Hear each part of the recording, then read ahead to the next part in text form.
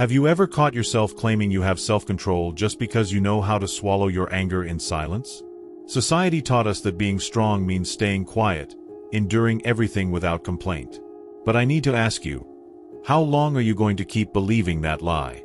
What you call emotional power might actually be disguised repression, and it's corroding you from the inside, drop by drop, without you even noticing. In this video, we're not going to repeat those tired motivational cliches about breathing and counting to 10. No. This is a deep dive into the brutal difference between mastering your emotions and simply burying them alive. If you're tired of living on autopilot, if you feel like you're constantly on the edge of a breakdown, stay with me, because this might be the turning point you've been waiting for. Self-control isn't about smiling while being stepped on. It's not about ignoring anger, fear, or frustration like their character flaws. The truth is, most people confuse not reacting with being in control, and they pay a heavy price for that confusion. Today, you'll discover that your apparent calm might be the biggest sign that you're actually running away from yourself. And what if I told you that everything you've avoided feeling is piling up inside you like a volcano on the verge of eruption? Emotional repression doesn't make you stronger. It turns you into a ticking time bomb. You might think you're in control, but deep down, you're just delaying an inevitable crisis. But there is a way out. And it starts with one uncomfortable question. Are you truly in control? Or just afraid to face what you feel? Society sells the idea that self-control is the same as being emotionless, like strong people are the ones who never lose their composure. You've seen those cliché quotes, right? Mature people don't show what they feel. Lies. That's not self-control, that's theater.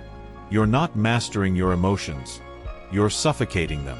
And sooner or later, they come back with full force, through anxiety, sudden rage, or even physical illness.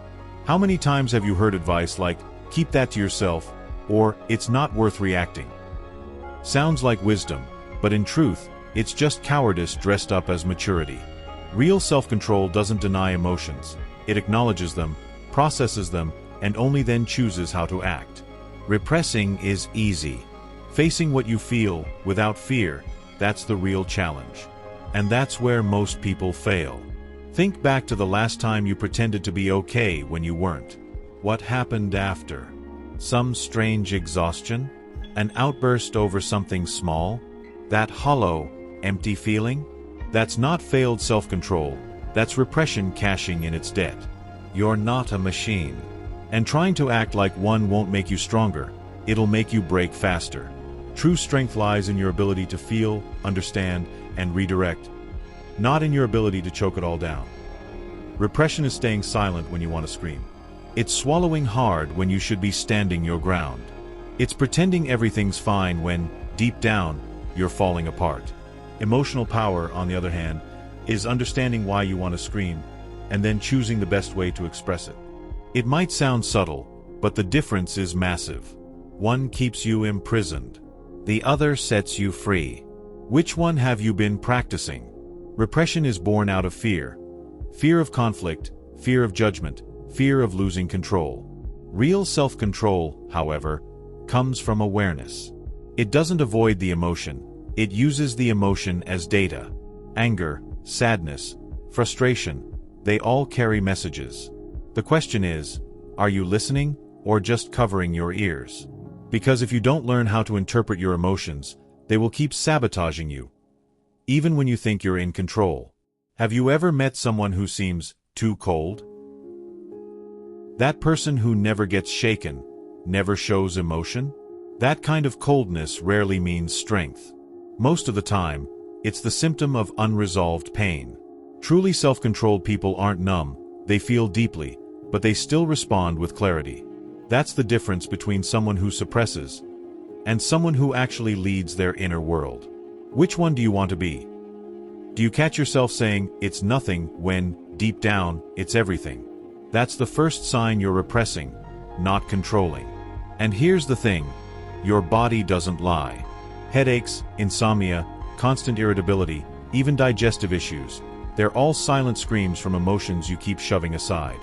Your body is trying to warn you that something's off, but you just keep pushing it down and calling it life.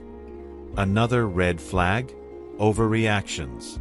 When small problems make you snap, That's not a lack of self-control, that's the overflow of everything you've been holding in. Repressing emotions is like trying to hold a balloon underwater. The more you push it down, the more violently it bursts back to the surface. And when it finally explodes, you ask, why did I act like that? The answer? It was already there, you just refused to face it when it was still small.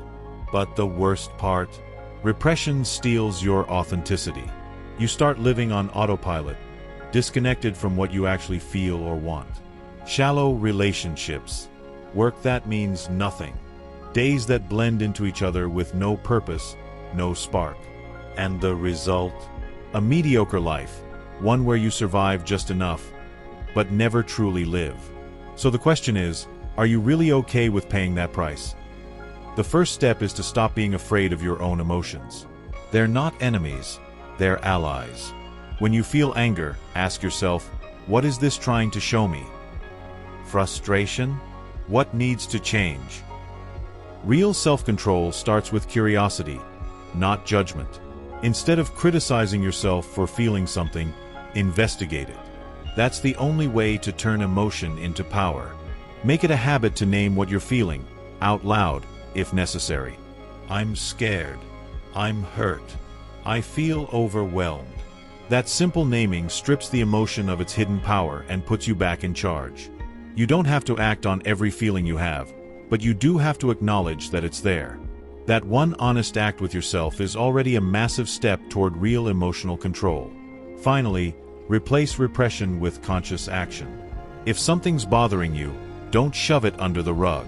Find a productive way to deal with it. Write about it, talk to someone you trust, move your body, create something. Self-control isn't about not feeling. It's about not being enslaved by what you feel.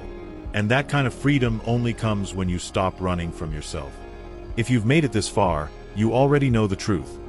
Self-control isn't a suit of armor used to hide your weaknesses.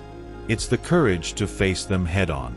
You can keep pretending that everything's fine, or you can confront what's really happening inside you. The choice is yours. But remember, every time you choose to repress instead of deal, you move further away from your own strength.